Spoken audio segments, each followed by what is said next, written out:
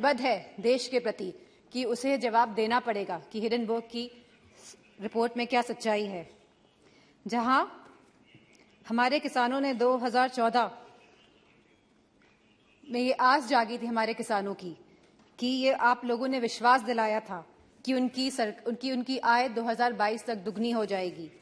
वह किसान आज भी ये आस लगाकर बैठा है कि उसे सब्सिडी में बढ़ोतरी मिलेगी, कि एमएसपी के सही रेट्स मिलेंगे, पैदावार के लिए मंडियां की व्यवस्था उनको दी जाएगी।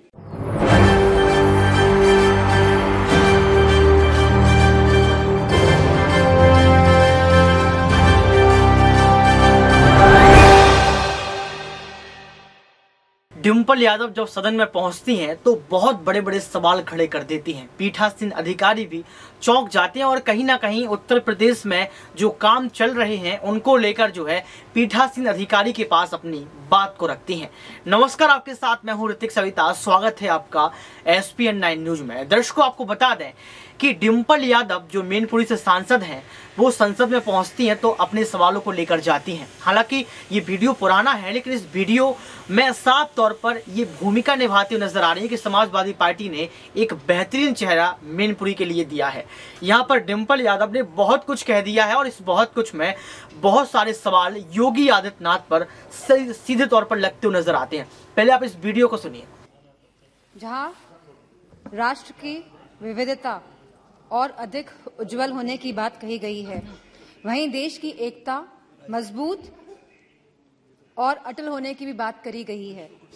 हम सभी सांसदगण इस बात को मानते हैं, इस बात से सहमत हैं।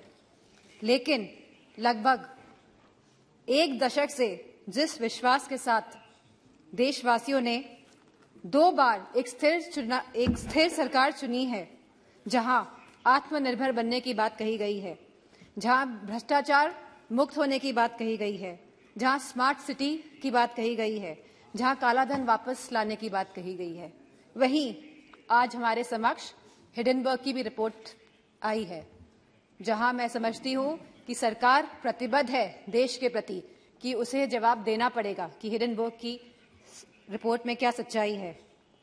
जहां हमारे किसानों ने 2014 में ये आस जागी थी हमारे किसानों की कि ये आप लोगों ने विश्वास दिलाया था कि उनकी आय 2022 तक दुगनी हो जाएगी। वह किसान आज भी ये आस लगाकर बैठा है कि उसे सब्सिडी में बढ़ोतरी मिलेगी, कि एमएसपी के सही रेट्स मिलेंगे, पैदावार के लिए मंडियां की व्यवस्था उनको दी जाएगी। एक समय ऐसा था जब किसान विश्वास के साथ आपकी तरफ देखता था, वही किसान आज निराशाजनक आंखों से आपकी तरफ देख रहा है। जहां युवा शक्ति की बात हुई, युवाओं में भी बहुत जोश उत्साह था 2014 में कि लगभग 2 करोड़ नौकरियां दी जाएंगी प्रति माह, लेकिन आज उस जोश और उत्साह का पतन होते जा रहा है। आज जहां अग्निवीर जैसी योजना लेके आई है सरकार, तो उनका आत्मविश्वास तोड़ने का काम किया है सरकार ने। यह कैसा अमृतकाल है जहां युवाओं के पास नौकरियां नहीं हैं, जहां किसानों के पास खुशहाली नहीं है और जहां महिलाएं अपने आप को सुरक्षित नहीं मान रही हैं। एनसीआरबी के आंकड़े अगर आप देखेंगे तो यह पाएंगे कि लगातार यौन उत्पीड़न और शोषण के मामले बढ़ रहे हैं और खास तौर पे उत्तर प्रदेश में लगातार ये मामलों में बढ़ोतरी हो रही है। जहां महिलाएं, जहां हमारी माताएं बहनें जो रसोई में काम करती है वो लगातार महंगाई से लड़ रही हैं, जहां हमारे सिलेंडर के भाव बढ़ रहे हैं, जहां पेट्रोल डीजल के भाव बढ़ रहे हैं, जहां खाद्य पदार्थ के भाव भी बढ़ रहे हैं, दालों के भाव बढ़ रहे हैं, वहीं दूध के भाव भी बढ़ रहे हैं। आयुष्मान भारत योजना के तहत के अंतर्गत कार्ड तो बने हैं, लेकिन स्वास्थ्य सेवाएं उपलब्ध नहीं हो पा रही है।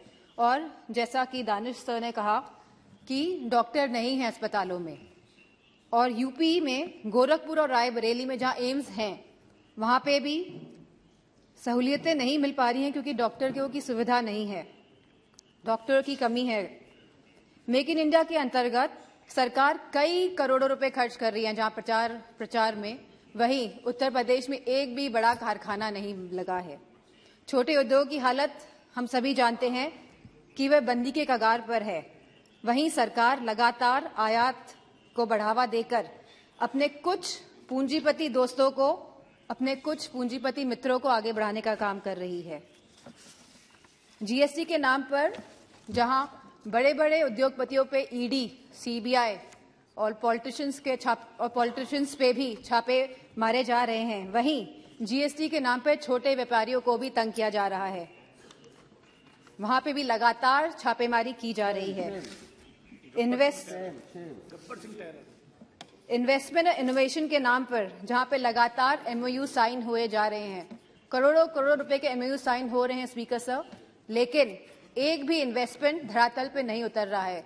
जो सरकार यह दर्शा रही है कि हम स्वर्ण काल में जा रहे हैं, जो सरकार यह दर्शा रही है कि देश आगे बढ़ रहा है, तो मेरा मानना है जहां रोजगार नहीं है, और हम कभी गरीबी नहीं हटा सकते जब तक हम लोग रोजगार अपने युवाओं को नहीं दे पाएंगे। महाराष्ट्र महामहिम राष्ट्रपति जी ने कहा कि सबका विकास और सबका साथ की बात भी करी है, लेकिन उत्तर प्रदेश में नियुक्तियों में सबसे ज्यादा भेदभाव भाजपा की सरकार में हुआ है। यदि कुलपतियों और प्रोफेसरों की नियुक्ति को देखा जाएगा तो सभी वर्गों को सम्मान नहीं मिला है। जहां राष्ट्रपति जी ने अनुसूचित जाति, जनजाति, पिछड़ा वर्ग, अति पिछड़ा वर्ग की भी बात करी है, लेकिन जातिगत जनगणना की बात नहीं हुई है। अगर हमें सही मायनों में अनुसूचित जनजाति, अनुसूचित जाति, पिछड़ा वर्ग, अति पिछड़ा वर्ग लोगों को सम्मान देना है, उनको हक और सम्मान देना है, तो हमें जातिगत जनगणना पर भी बात करनी चाहिए। इसी के साथ जहां कहा गया था कि नमामि गंगे, जहां गंगा की सफाई की बात करी गई थी, गंगा में क्रूज चलाने की कभी बात नहीं करी गई थी। जहां गंगा की सफाई की बात करी गई थी, आज भी गंगा का पानी शुद्ध नहीं हो पाया है, क्योंकि जब काली नदी और यमुना का गंदा पानी गंगा में जाएगा, जब तक ये नदियां शुद्ध नहीं होंगी तब तक गंगा का पानी भी साफ नहीं हो सकता है। तो मेरा मानना है कि सरकार संवेदनशील नहीं है इन मामलों को लेके, और जहां सरकार कोविड की बात करती है, अपनी पीठ थपथपाती है लगातार, वहीं पे हम सभी जानते हैं कि कोविड में क्या स्थिति हुई थी भारत की। जहां सरकार ने एक तरफ कलकत्ता के चुनाव कराए थे, वहीं उत्तर प्रदेश में भी देखा गया था कि सरकार परिजनों को जलाने के लिए लकड़ी तक उपलब्ध नहीं करा पाई थी। तो मेरा मानना है कि जो आप स्वर्ण भारत की बात कर रहे हैं और आने वाले 25 सालों की बात कर रहे हैं, आप बीते हुए एक दशक की बात नहीं कर रहे हैं, जहां आप लगभग 10 साल का आप अपना टेन्योर, अपना काल खत्म करने जा रहे हैं, लेकिन आप जो आगे की बात कर रहे हैं और 2014 की पहले की बात कर रहे हैं, लेकिन आप अपने दशक की बात नहीं कर रहे हैं। तो इन्हीं शब्दों के साथ मैं अपनी बात को खत्म करना चाहूंगी और आदरणीय स्पीकर साहब को धन्यवाद देना चाहूंगी। धन्यवाद। Next speaker Shri Nishikant Dubey ji. तो सुना आपने इस वीडियो को सुनने के बाद आपको पता लग गया होगा कि किस तरीके से डिंपल यादव एक सांसद होने की पूरी भूमिका निभा रही हैं। डिंपल यादव ने तमाम मुद्दों को लेकर जो है सवाल खड़े किए, चाहे वो किसान का मुद्दा हो, चाहे रोजगार का मुद्दा हो, चाहे कोई भी जमीनी स्तर से जुड़ा हुआ मुद्दा हो, चाहे वो कपड़ा मकान रोटी का मुद्दा हो। यहाँ पर डिंपल यादव ने बड़ी बड़ी बातें कह दी हैं। तो क्या आप डिंपल यादव की इन बातों से सहमत हैं? क्या योगी आदित्यनाथ उत्तर प्रदेश में होते हुए विफल नजर आ रहे हैं? क्या योगी आदित्यनाथ जमीनी स्तर पर काम नहीं कर रहे हैं? क्योंकि डिंपल यादव की इस वीडियो को सुनने के बाद तो यही लगता है, लेकिन बड़ी बात यह है कि जब संसद में ये बात पहुंचती है, सदन में ये सवाल रखे जाते हैं, तो इस पर टिप्पणी क्यों नहीं आती है? आखिर योगी आदित्यनाथ ने कोई ट्वीट क्यों नहीं किया? यहाँ पर डिंपल यादव के इन तमाम सवालों का जवाब क्यों नहीं दिया?